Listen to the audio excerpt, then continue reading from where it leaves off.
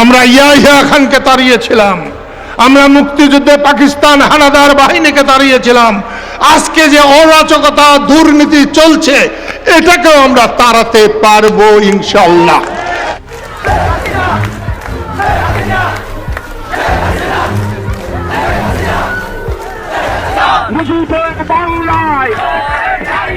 আমরা সেই তারই প্রতিবাদে জ্বালাও পোড়াও সহ আমাদের প্রাণপ্রিয় নেত্রী জননেত্রী শেখ হাসিনাকে এই বাংলার মাটিতে ফিরিয়ে আনার জন্য ঐক্যবদ্ধভাবে আমরা সংগ্রাম শুরু করেছি। এবার শেখ হাসিনাকে দেশে ফিরিয়ে আনতে রাজপথের নেতাকর্মীদের নিয়ে নামলেন কাদের সিদ্দিকী। বিএনপিকে হুঁশিয়ারি দিয়ে তিনি জানান, বিএনপির কাছে পাকিস্তানি ভালো, আর আমরা রক্ত দিয়ে যে বাংলাদেশ প্রতিষ্ঠিত করেছি সেই বাংলাদেশকে পাকিস্তান হতে দেব না।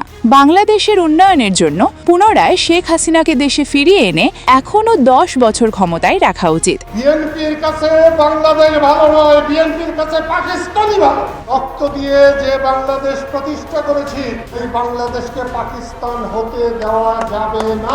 এদিকে রাজপথে আওয়ামী লীগের নেতাকর্মীরা ভয়াবহ রূপ ধারণ করেছে। বিএনপি সরকারের গদি ছিনিয়ে নেওয়ার হুঁশিয়ার দিয়ে তারা বলেন, আমাদেরও এক দফা দাবি, যতক্ষণ শেখ হাসিনাকে দেশে ফিরিয়ে আনতে না পারবো ততক্ষণ আমাদের আন্দোলন চলমান থাকবে। বিশেষজ্ঞরা ধারণা করছেন খুব শীঘ্রই আওয়ামী লীগের সকল নেতাকর্মীদের নিয়ে দেশে ফিরতে পারেন শেখ হাসিনা। আমাদেরও এক দফা, শেখ হাসিনাকে ফিরিয়ে আনবো, যতক্ষণ পর্যন্ত ফিরিয়ে আনতে পারবো আমাদের আন্দোলন চলবে।